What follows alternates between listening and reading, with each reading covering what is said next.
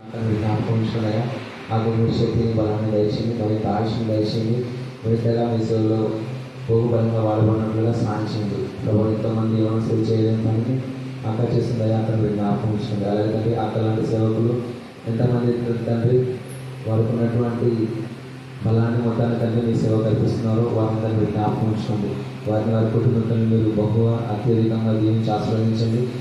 వారి సేవలో వాడబడుతున్న ప్రతి బిడ్డను మీరు జ్ఞాపకం ఉంచుకొని వారిని కూడా మీరు దీవించి ఆస్వాదించమని ప్రార్థిస్తున్నాను. అలాగే తండ్రి ప్రభా ఎవరైతే తండ్రి ప్రార్థన అవసరాలు ఉండే తండ్రి అడిగినారో వారిని అందరూ మీరు జ్ఞాపకం ఉంచుకోండి. వారికి ఉన్నటువంటి శ్రమల నుంచి, ఇబ్బందుల నుంచి, ఆటంకుల నుంచి, అడ్డంకుల నుంచి, ప్రతి విషయం నుంచి మీ కృపను తోడు నుంచి మీరు వారిని రక్షించండి.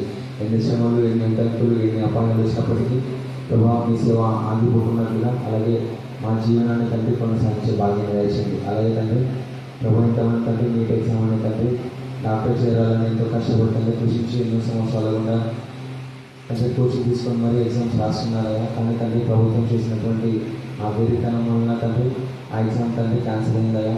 మీరు జ్ఞాపకం ఉంచుకోండి. ఆ ఎగ్జామ్ తండ్రి కష్టపడి రాసి తండ్రి ప్రశాంతంగా ఉన్న ప్రతి బిడ్డ తండ్రి మరొకసారి తండ్రి ఎగ్జామ్ రాయాలని భయం తండ్రి వారిలో కలుగుతుందయ్యా. వారిని జ్ఞాపకం ఉంచుకోండి. ప్రభు కష్టపడిన ప్రతి బిడ్డను జ్ఞాపకం ఉంచుకోండి.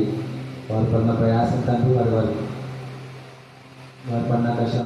3వ అధ్యాయము 7 నుంచి 12 వరకు చదువుతున్నాం.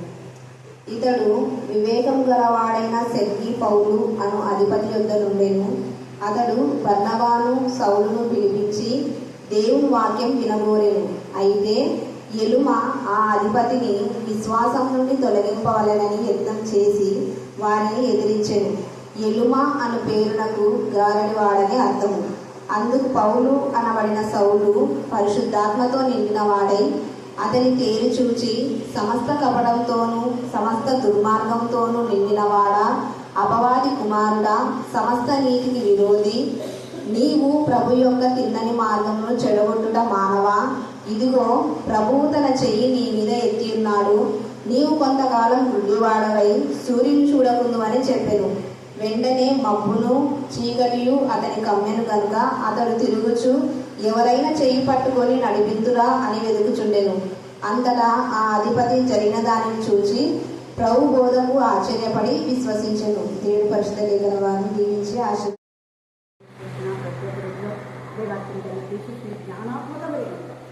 గర్భఫలం ఎవరు బహుమానం అన్నాడు. మీ బహుమానం బట్టి దేవ నాకు రాజ్యం మాట్లాడాలి తీసుకు శక్తిలా తల్లి మాకు ఒంటరిగా తల్లి లేక దేవ నా ప్రభు నాకు మరి భక్త ఆదరణగా ఎన్నికల్లో నా ప్రభావం మీకు మాత్రమే తెలుసు. అనేక సార్లు వాళ్ళ ఇంట్లో పెట్టిన ప్రార్థన మీరు జ్ఞాపకం చేసుకొని ఇంతవరకు మీరు నడిపించి అద్భుత రీత్యా పొలం విషయంలో మీరు అద్భుతకరం చేశారు. పాస్బుక్ వచ్చారు ఇచ్చారు. దేవ ఆన్లైన్లో కూడా ఎక్కిస్తున్నందుకు మేము సిద్ధిస్తున్నాము. అర్ధరాత్రి అడ్డుకోవాలన్నీ కూడా పెట్టారు. దేవ ఆన్లైన్లో వాళ్ళు ఎక్కువగా తీసుకోకుండా నా ప్రభావం అర్థంలే దేవ తక్కువ ఆన్లైన్ చేయడానికి నాకు ఎలాంటి చీటింగ్ చేయకుండా మీకు విశ్వాసాన్ని అర్థంగా వాటి ద్వారా నాకు విశ్వాసం ఆర్థిక సహాయం మీరు అందించారు ప్రభావ. మరి పెద్ద బాబులు మా ప్రభావ చిన్న బాబులు మీరు జ్ఞానాత్మక ఉద్యోగాలను బట్టి మీకు ఎంతగానో స్థితికి నోడిని కూడా మాట్లాడి ఇక్కడ బలపరచమని దేవ శక్తిగా తండ్రికి మీరు తెచ్చమని ఏ జ్ఞాపకం ప్రార్థిస్తున్నాం తండ్రి.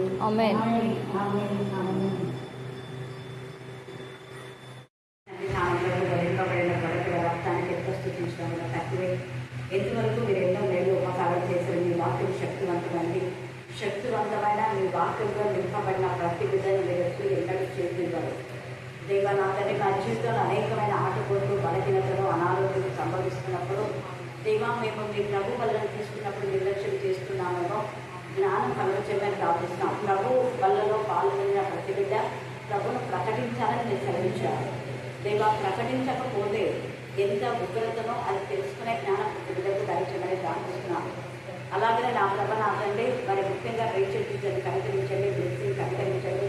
మరి మీకు సాక్షిగా సాధారణంగా ఉండడానికి మీకు దయచేయాలి. సహోదరు ఆండ్రూ నేను కనపడటానికి మీకు దయచేయాలి. ఒక డాక్టర్గా వాళ్ళ భార్యతో కూడా మీరు మాట్లాడాలి. తల్లి రైట్ మీరు దయచేయమని ప్రార్థిస్తున్నాం. ఐసీఎల్ నుంచి మీరు రైట్ చేస్తున్నారని మీకు రుణాలు తెలుస్తున్నాం. దేవా ఎండ వేడిలో అనేక మంది మోషన్స్ ప్రాబ్లంగా మా ప్రభా నీరసం దయపడతారు. ముఖ్యంగా ఒక పెద్దమైన ఆత్మీయుగా దేవ ఉద్యోగంతో అతను నేను కనపరిచిన వాడు నేను కనపరిచిన వాడు ఉద్యోగం మాకు ఏదే ఆటంకంగా ఉండకూడదు ప్రభావ. దేవా నేను సేవించే విధానంలో ఫస్ట్ ప్రయారిటీ మీకు ఇవ్వడానికి దేవా మీ జ్ఞానం వివేకం దయచేయండి. మీ వాక్యం పట్ల మేము ఎంత ఆసక్తి, ఎంత ఉత్సుకము, ఎంత ఉత్సాహంతో, ఎంత సంతోషంతో నిన్ను మైపరిచి గణపరుస్తామో అంతే సంతోషం, సమాధానం మీరు భావిస్తారు. దేవ జ్ఞానం కలుగుతమే ప్రార్థిస్తున్నాయి. స్తోత్రం. ఏ ఒక్కరు పడిపోకుండా మీకు దయచేయండి. బైబిల్ మీరు కలగచేయండి. ప్రత్యేక రీతిలో దేవొచ్చినే పవన్ అతి నా ప్రభ నా తండ్రి, అలాగే నా ప్రభ నా తండ్రి సంతోషమా వస్తుందా మహాత్మ దేవ నా ప్రభ మరి మాత్రం అతను మీ కర్ణాపీఠంలో వృత్తిపడుతున్నాం. దేవ కృష్ణ మీరు జ్ఞాపకం తీసుకుని ప్రతి బిడ్డ ప్రత్యేకంగా ఎదుగుతున్నాం. శాంతిని బట్టి నా ప్రభ, మనీని బట్టి నా ప్రభ నేను స్థితిస్తున్నాం. దేవ అలాగే నా ప్రభ రోజు మనలో ఉన్న బలిత కూడా మీరు లయపరచండి. దేవ నా రైతులు మీరు జ్ఞాపకం చేసుకుని తల్లి స్తోత్రం. ప్రతి బలహీనత ఏ స్థానం గర్తించి పాత్రలో బంధించమని మాట్లాడుతున్నాం. దేవ చిట్టమ్మ కూడా విశ్వాసంతో నా ప్రభ నా తండ్రి ఆమె మా ప్రభ వాక్యంతో నింపబడడానికి మీరు దయచేసి ప్రార్థిస్తున్నాం. దేవ ఎందరి జీవితాల్లో మీరు మా తల్లి మాట్లాడిన దేవుడు, మార్చిన దేవుడు, కనికరించిన దేవుడు, కృప దయచేసిన దేవుడు, ఈ మహా కనికరం మీ కృప, మీ దయ, మీ జాలి బట్టి మీ సన్నిధికి వస్తున్నాం. మా భక్తి, మా శక్తి కాదు ప్రభ. దేవ మీరు రక్తం వృత్తి మీద పోతే మీరు రక్త పురుషులు తీసుకురండి. చదవన లేఖన ధ్యానించకపోయినా, వాక్యం ధ్యానించకపోయినా, సాక్ష్యం చెప్పకపోయినా, వాక్యం చెప్పకపోయినా సమస్త నీతికి విరోధి. అంటే వాక్యములకు విరోధులైన వాళ్ళు వాక్యం చెప్పరు. చెప్తారా చెప్పరా? తొందర చెప్పాలి. సాక్ష్యములకు విరోధమైన వాళ్ళు సాక్ష్యం చెప్తారా చెప్పరా? అది ఇలా దీని గురించి మీరు నిర్ణయించుకోవచ్చు. నేను ఒకటి సింపుల్గా ఎక్కాను. సమస్త నీతికి విరోధి. ఇంకోటి ఇప్పుడు అక్క చెప్పిన విషయం నాకు ముందే తెలిసేది. ఎందుకంటే నేను కట్టలు పోతున్నా, పోయేటప్పుడు వీళ్ళు లేరు ఎవరు, పోలీసులు తీసుకొచ్చి చూపిస్తున్నారు ఒక అడ్డగడ్డ. అంటే ఏదైనా చేయాలంటే ధైర్యంగా చేస్తారు కదా. నీతికి విరోధులు ఏం చేస్తారు? లేనప్పుడు చేస్తారు, ఉన్నప్పుడు చేయరు. ఉండేవాళ్ళు ఎప్పుడు రాజలాగా చూసుకున్నాం అంటారు, లేనప్పుడు చేసుకోరు. అలాగనే కొంతమంది గుద్దలకు ఇస్తే చిన్న చిన్నగా దాన్ని జరిపేస్తారు, పక్కన నుంచి చేసి. ఇవన్నీ ఎక్కడంటే నాకు అంతా ప్రేరి ఇస్తున్నారు కాబట్టి చెప్తున్నాను, వేరే వాళ్ళ గురించి చెప్పట్లా. ఎంత నీచమైన ఇవన్నీ కూడా నీతికి విరోధి. అంటే ఒక మంచిని చెడగొట్టేవన్నీ విరోధులే.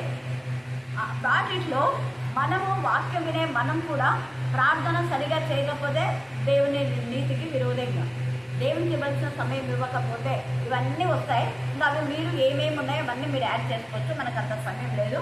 ప్రస్తుతం ఏంటంటే చాలామంది సేవకులు సత్యవాక్యములకు విరోధులైపోతున్నాం.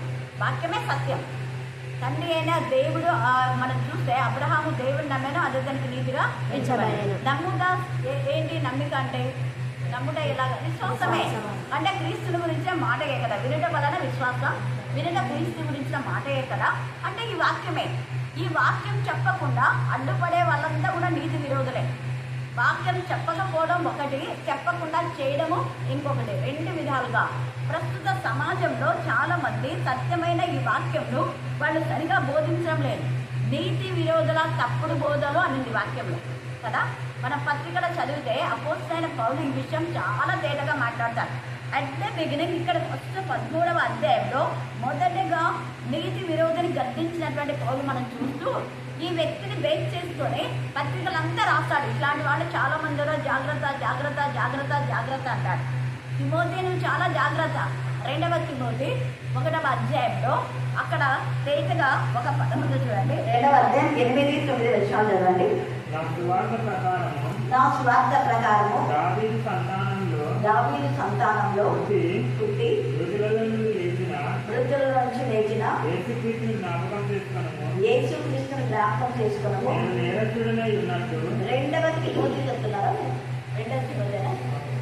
2వ తిమోతి 2 చదువు. నేరస్తుడమై ఉన్నప్పుడు ఆ స్వార్థ విషయమై ఒక నిమిషం. 2వ తిమోతి 1 చదవండి. 1వ అధ్యాయం 5వ వచనం చదవండి. నా ప్రార్థన యందు జనదేవతాన్ని జ్ఞాపకం చేసుకొనుచు నీ కన్నీళ్లను తలుచుకొని నా సంపూర్ణ ఆనందం కలుగుటకై. చూడండి, కన్నీళ్ళను తలుచుకోనంటే నీతి సంబంధమైన బిడ్డల విషయమే కన్నీరు కారుస్తారు. నీతి విరోధుల విషయమే కూడా కన్నీరు కారుస్తారు. అంటే వాళ్ళు దూరం అయితే కన్నీరు వస్తారు. నీతి విరోధులు చేసే తప్పుడు బోధన బట్టి కూడా మాకు బాధ అనిపిస్తారు. 2 విధాలైన బాధ. ఆత్మ సంబంధులు దూరం అయితే కన్నీరు వచ్చేసింది. ఇక్కడ పేతులు ఇక్కడ ఎవరికి? పౌలుకు. తర్వాత తర్వాత 5వ అధ్యాయం అంటాడు, నీ తల్లి అయిన లోనిలోను నీ అబ్బాయి అయినటువంటి ఆ యునైకులోను ఉన్న విశ్వాసం సహా నీలో కూడా వసిస్తుందని నేను చాలా ఏం చేసినట్ట సంతోషపడుతున్నాను. హల్లెలూయా హల్లెలూయా హల్లెలూయా హల్లెలూయా హల్లెలూయా. హల్లెలూయా. అదే పత్రికలో మరి 2వ అధ్యాయం పైన 1 చివరన ఉంటుంది. హుమోనయ్యును అనేటటువంటి అలెగ్జాంద్రియా అనేటువంటి 2 కంచరగాళ్ళు ఉన్నారు. వాళ్ళు విశ్వాసం నుంచి మిమ్మల్ని తొలగిస్తారు, జాగ్రత్తగా ఉండండి అని ఉంటుంది. ఉందా? చూసినారా మీరు? తర్వాత చదువుకోండి, ఉంటుంది ఖచ్చితంగా. చెప్పమ్మా. 17వ వచనం. కురుకు పుండు తాకినట్టు కొరుకుడు పుండు అంటే ఏది? క్యాన్సర్. కొరుకుడు పుండు అంటే ఏది? క్యాన్సర్. కొరుకుడు పుండు ప్రాకినట్టు వారి మాటలు తాగును. వారి మాటలు ఎవరి మాటలు? నీతి విరోధుల మాటలు. నీతి విరోధుల తప్పుడు బోధనలో చాలా మందికి ఇష్టంగా ఉంటాయి, కల్పనా కథలు, దుర్బోధలు, ఇవన్నీ కూడా. అందుకని ఇక్కడ కొరుకుడు పుండు ప్రాకినట్టు వారి మాటలు ఏమవుతున్నాయంట? ప్రాకును. వారిలో ఎవరున్నారంటే పేర్లతో సహా రాస్తున్నాడు ఇక్కడ. ఇది గట్స్ అంటే ధైర్యంగా పేర్లు పెట్టి ఇక్కడ రాస్తున్నాడు. నేను కూడా అందుకే బొక్క అంటే అంట, బయట పెట్టి మాట్లాడతా. మీరు బయటనే ఉండండి, తప్పుడు బోధన చేసేటోళ్ళు అంట. ఏం భయంలా ధైర్యంగా ఇంతమంది ప్రపంచమంతా తెలుసుకునేలా హుమోనయ్యును గురించి, అలెగ్జాంద్రియా గురించి మళ్ళీ ఇంకొక చోట తిమోతికి రాస్తాడు. కంచరగాడు వాడు మా దగ్గర ఆత్మీయ మేలు పొందుకొని వాడు మా నుంచి వేరే పోయి మళ్ళీ మా గురించే తప్పుడు బోధన చేసిన వాడి విషయం మీద జాగ్రత్తగా ఉండు. నేను వచ్చినప్పుడు వాడు కథ చేస్తా. వాడు నేను ఇక్కడ లేనని వాడు ఏమేమో మాట్లాడుతున్నాడు నాకు తెలుసు. వాడు లోపల విషపు మాటలు విచ్చుతున్నాడని నాకు అర్థమైపోయింది. నేను వచ్చినప్పుడు మన సంగతి చూస్తాను, కానీ నువ్వు మాత్రం జాగ్రత్తగా ఉన్నాడు. బికాజ్ వాడు మీ ప్రాంతం వాడే, మీ ప్రాంతంలో ఉన్నాడు కాబట్టి జాగ్రత్త. ఎందుకని చెప్తున్నాడు ఇక? ఎంత తేటగా తిమోతికి రాస్తున్నాడు. అలాగనే తీతుకు కూడా రాస్తాడు పౌలు. తీతుకు కూడా 3వ అధ్యాయంలో చూడండి. తీతుకు 2వ అధ్యాయం 1 వచనం చదవండి. తీతుకు 2:1. అదే హితబోధకు అనుకూలమైన సంగతులను బోధించుము. ఎలాగనగా వృద్ధులు, విద్యానుభవం కలవారును, మాన్యులను, స్వస్థ బుద్ధి గలవారును, విశ్వాస ప్రేమ సహనములందు లోపము లేని వారే ఉండాలి. దేవుని పిల్లలకు ఉన్న లక్షణాలు ఇక్కడ ఉన్నాయి. ఇంకా చాలా ఉన్నాయి, మీరు చదువుకోండి. మళ్ళీ 2:8 వచనం చదవండి. 2వ అధ్యాయం 8వ వచనం. సిగ్గుపడినట్లు అన్నిటి యందు నిన్ను నీవే సత్కార్యముల విషయమై, అది నిన్ను నీవే సత్కార్యముల విషయమై మాదిరిగా మనమంతా మాదిరిగా ఉండాలి. ఒకరు మనల్ని వేలెత్తి చూపించే విధానంలో మన ప్రవర్తన ఉండకూడదు. దేవుడు మనలో లోపాలు చూసినప్పుడు వెంటనే వాటిని సరి చేసుకునే వరంగా ఉండాలి. ఫలానా లోపం నీలో ఉంది అంటే వెంటనే సరిదిద్దుకోవాలి. లోపాలు కప్పి పెట్టడం ద్వారా క్యాన్సర్ పుండు ఎలాగా లోపల అనేకమైన పిల్లలు ఊరు పెట్టదు. క్యాన్సర్ అంటే ఊరు ఉండదు. అలాగా మనలో చెడు ఏదైనా వేరు ఏదైనా మొలిచి మనల్ని కలవరపరచకుండా ఉండే నిమిత్తం మనం జాగ్రత్తగా ఉండాలి. మనం ఎంత వాక్యం వింటున్నా కూడా తెలియని విధానంలో మనం మరి నీవు యొక్క మరి దేవుని యొక్క వాక్యంలో ప్రార్థనలో ఏమర్పాటు జీవితంలో ఉన్నప్పుడు అది గురుగు మొక్కలు నాటిస్తాయి. నువ్వు అనుకున్నావు చేసే పని ఇది కూడా దైవికమైనలే అని అనుకుంటాం మనం, కానీ అది గురుగు మొక్కలు. ఆ గురుగు మొక్కలు పెరిగే వరకు మనకు తెలియదు. అప్పుడే లాగేస్తే మళ్ళీ పక్కన ఎండిపోతాయి కదా. అందుకని ఏం చేయమనంటే వద్దు ఇప్పుడే వద్దు, అవి అంతా పెరిగిన తర్వాత లాగేద్దులేండి అన్నారు. అలాగా అంటే మంచి విత్తనాలే కదా మనం ఇచ్చింది. వాటి పెద్ద గురుగు మొక్కలు ఎక్కడి నుంచి వచ్చినాయి? అవి నేను నాటినా కాదు, అప్పవాళ్ళు నాటింది. అప్పవాళ్ళు ఎందుకు నాటినాడు అంటే మనం నిద్రిస్తున్న సమయంలో ఏమర్పాటు జీవితంలో ఉన్నప్పుడు వాటి చేస్తారు. అదే చేయడమే వాటిని మనం ఐడెంటిఫై చేయగలిగి ఉండాలి. అందుకని ఇక్కడ తిమోతికి తీతుకు కూడా రాస్తున్నాడు. 3వ అధ్యాయం 5వ వచనం. తీతుకు 3:5. మనము నీతిని అనుసరించే వాళ్ళు నీతిని మాట్లాడతారు. నీతి యథార్థత ఉండే వాళ్ళు నీతి గురించి ప్రకటిస్తారు, నీతిలో జీవిస్తారు, నీతి వాక్యంలో చలించి ఫలించి గురించి కలిగి జీవిస్తారు. అందుకే మనం నీతిని అనుసరించి చేసిన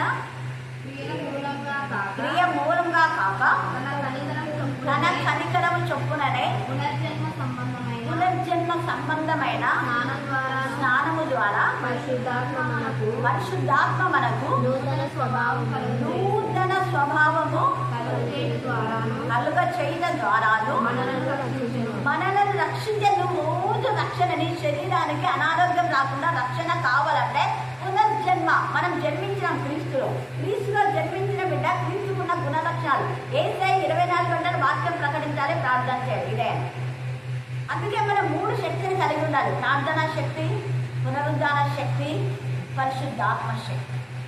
ఏదైనా పరిశుద్ధాత్మతోనూ శక్తితోనూ ఆయన అభిషేకించనండి. పరిశుద్ధాత్మ మాత్రమే కాదు, పరిశుద్ధాత్మ శక్తి ఉంది. అలాగనే పునరుద్ధాన శక్తిలో దురాత్మలన్నింటినీ మనం చంపివేయగలిగి ఉండాలి. ఏసై చంపివేశాడు, అపవాది క్రియను లయపరిచాడు, అపవాదిని తల చిరగొట్టేశాడు. మనం కూడా పాపంను ఎదిరించే వారంగా ఉండాలి. పాపము అంటే ప్రార్థన చేయకపోవడమే, చేయవలసిన ప్రార్థన చేయకపోవడం, చేయవలసినటువంటి ధ్యానం చేయకపోవడం, చదవలసినంతగా చదవకపోవడం, దేవునికి వెళ్తే సమయం ఇవ్వకపోవడమే పాపం. ఆజ్ఞ అతిక్రమమే పాపం. కాబట్టి వీటిలో మనం ఏదైనా ఉన్నామేమో జ్ఞాపకం చేసుకోవడం. కనీసం 10 భాగం అంటే 3 గంటలు దేవునికి ఇవ్వాలి. ఇస్తున్నామా లేదా ఆత్మ పరిశీలన చేసుకోవాలి. ఇలా చేసుకుంటే మన లోపాలు తెలుస్తాయి. లోపాలు సరిదిద్దుకుంటే క్యాన్సర్ పుండుకుపోతుంది. క్యాన్సర్ పుండుకుపోతే ఏమవుతుంది? ఆరోగ్యం వస్తుంది. సింపుల్. 15 ఏళ్ళు హెచ్చించినాడు ఇస్తే ఆ క్యాన్సర్ పుండు, లేకపోతే అప్పుడే చచ్చిపోవాలి. మన వాక్యం ద్వారా మన లోపాలు మనం సరిదిద్దుకుంటూ వెళ్ళాలి. తర్వాత మీరు సాక్షులు నాకు అన్నాడు. ఏడు సాక్ష్యం చెప్తున్నాం, రోజు చెప్పాలి మనం సాక్ష్యం. నేను వాక్యంలోనే రోజు చెప్పేది, అందుకే ఉంటే ఎప్పట్లా రోజు చేసిన మేళ్లను చెప్తూ ఉన్నాం. షకీలా వాళ్ళంతా కూడా వాళ్ళ కొడుకు సన్నీ బాంబేలో కుర్లాలో వాక్యం చెప్పినట్ట. ఈరోజు పంపించి ఎంతో సంతోషపడుతుంది. చిన్నప్పుడు ఎప్పుడో వాడికి నేను ప్రాఫిట్ ఇచ్చిన 3 పిల్లలు అనుకో. ఒక పిల్ల ఫారెన్ నుంచి వచ్చిందని చెప్పినా కదా. ఇది వాళ్ళలో ఈ బాబుకి ఇచ్చిన ఇదేంటంటే వీడు దేవుడు మైటీగా వాడబడ్డాడు, దేవుడి చేతిలో ఒక సాధనంగా ఉంటాడు. అక్క మరి నోనికి బన్నీకి అక్క నోని అంటే పాప, బన్నీ అంటే చిన్న కొడుకు. ఏమి నాకు మీరు ఖాళీదమ్మా అన్నాను నేను అప్పుడు. నోని గురించి ఏదో చెప్పినా కానీ బన్నీ గురించి ఏం చెప్పలే. వీడు మాత్రం ఆత్మీయ విషయాల్లో చాలా ఆస్తి. వాడు ఎప్పుడంటే వాళ్ళు నేను ఊట ప్రాణం చేస్తే ఒప్పుకోడు, చేయబెట్టే ప్రాణం చేయాలి ఖచ్చితంగా. చిన్నగా ఉండేవాడు అప్పుడు. ఇప్పుడు ఒక పెద్ద ఆఫీసర్ అయ్యి బాంబేలో కుర్లా చర్చిలో 2 days రివైవల్ ఎంత బాగా చెప్తుంది. అది ఏంటి చెప్పిండు అంటే ప్రకటన గ్రంథం. నేను నోనిని ప్రకటన చదవమన్నాం అంటే వెంటనే అప్పుడు చెప్పింది సన్నీ ప్రకటన గ్రంథం చెప్పాడంటే అప్పుడు మీరు చెప్పింది కదా. వాళ్ళ ఇంట్లో చాలాసార్లు ప్రకటన గ్రంథం చెప్పాను. కంటిన్యూగా మొదలుపెట్టి పూర్తి చేసిన వాళ్ళ ఇంట్లో ప్రేయర్స్ అనమాట. నెలకు ఒకసారి ప్రేయర్ పెట్టేది కొన్ని సంవత్సరాలుగా. నాకు వీలు కానప్పుడు నేను పోలేదు. హల్లెలూయా, హల్లెలూయా, హల్లెలూయా. ఏ ఇళ్ళలో అయితే ప్రేయర్ మీటింగ్ పెట్టానో వాళ్ళందరినీ దేవుడి సేవలో వాడుకున్నాను. రత్నప్రభ పాలి చెప్పినాడు కదా, సౌజన్య, రత్నప్రభ, విక్టోరియా వాళ్ళ ముగ్గురిని వాళ్ళ ఇంట్లోంచి ఏర్పాటు చేస్తున్నారు. మైకి పెట్టారు, వాళ్ళ ఇంట్లో ప్రేయర్ పెట్టారు. మంగళవారం, ప్రతి మంగళవారం ఉండేది అక్కడ. ఇక్కడ వీళ్ళ ఇళ్ళలో ఫ్రైడే ఉండేది. షకీలా వాళ్ళ ఇంట్లో. నేను ఇక్కడికి వచ్చి మళ్ళీ అక్కడ తీసుకునేదాన్ని. హల్లెలూయా, హల్లెలూయా. అంతే దేవుడి యొక్క వాక్యం పట్ల మనం ఆసక్తి కలిగినప్పుడు ఖచ్చితంగా దేవుడు మనల్లో మన వెలుగును లిఫ్ట్ చేస్తాడు. ఇప్పుడు వాళ్ళ ఇంట్లో అందరికంటే ఎక్కువ ఆత్మీయంగా అన్నింటిలో ఎదిగిన పిల్లోడు ఆ పిల్లోడే. తన కూతురు కంటే చిన్న కొడుకు కంటే కూడా వాక్యంలో మనం హెచ్చిస్తే ఈ వాక్యం మనం హెచ్చిస్తుంది. అందుకని ఇక్కడ తీతుకు చెప్తూ ఉన్నాడనమాట. మన యొక్క నీతి క్రియలు కాదు, వాక్యానుసారమైన నీతి, దేవుని సంబంధమైన నీతి, దేవుని ఎందుకు భయభక్తి గల నీతిని మనం సంపాదించుకోవాలి. 3వ అధ్యాయం 10వ వచనం చదవండి. తీతు 3:10.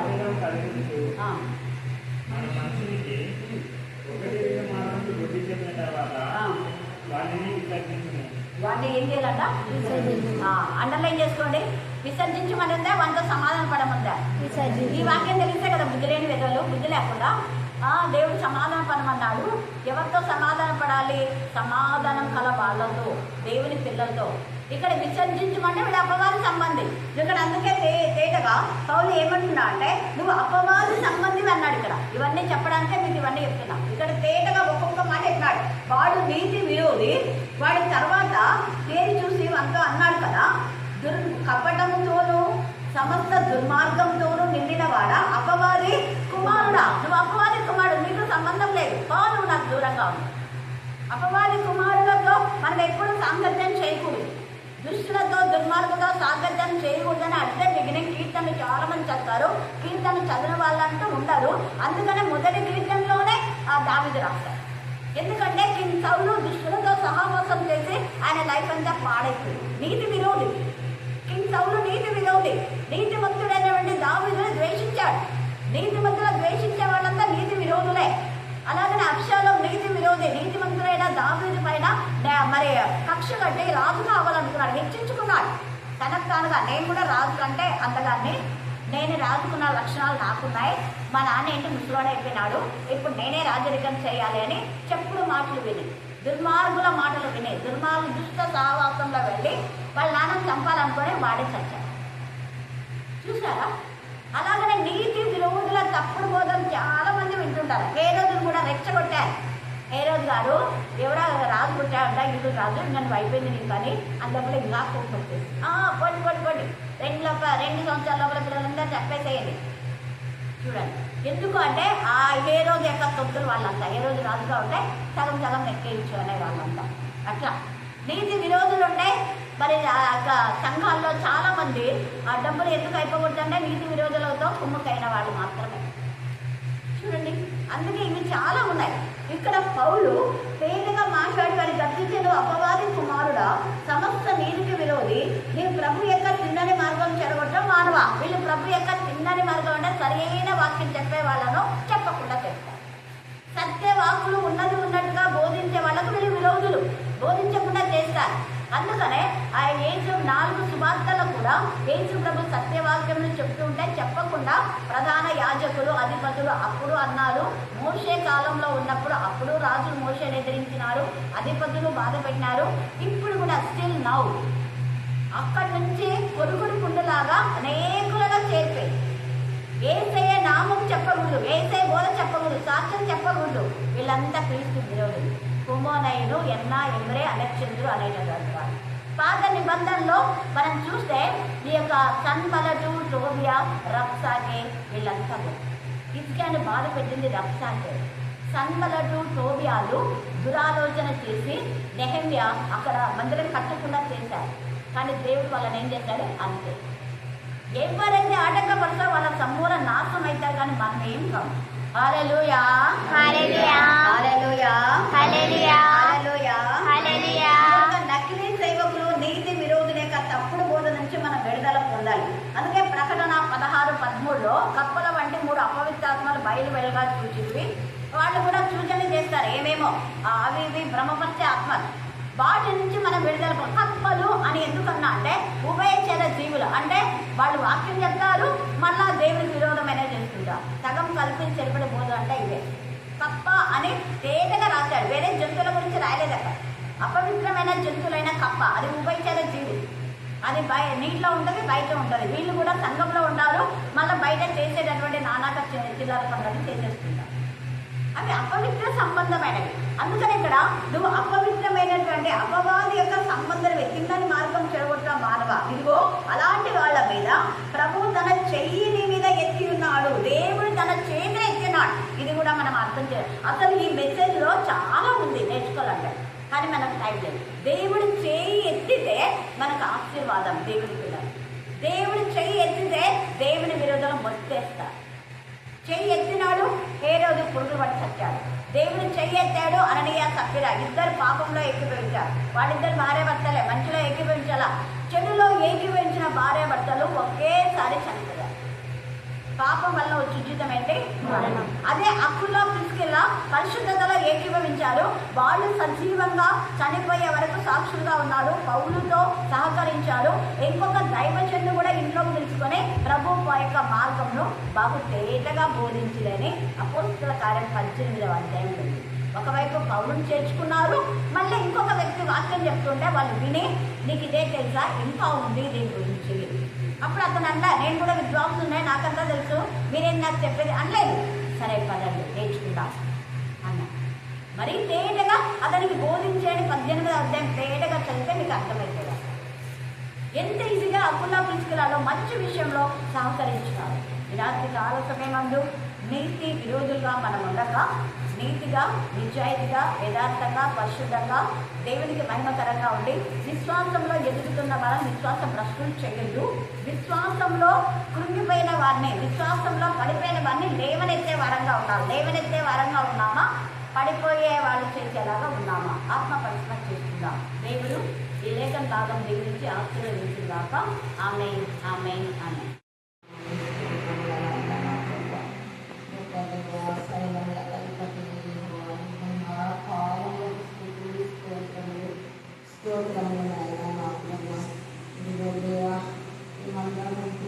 తండ్రి ఏ అవసరతలతో సమస్యని బహుమానంగా చేసిన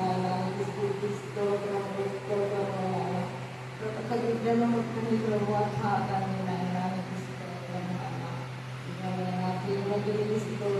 వాటిల్లో ఉన్న మహిళని ముట్టని కాదని ప్రభావానికి తీసుకోవడం ఆత్మానికి సుఖం తెలిసేది తండ్రి స్తోత్రం తండ్రి స్తోత్రం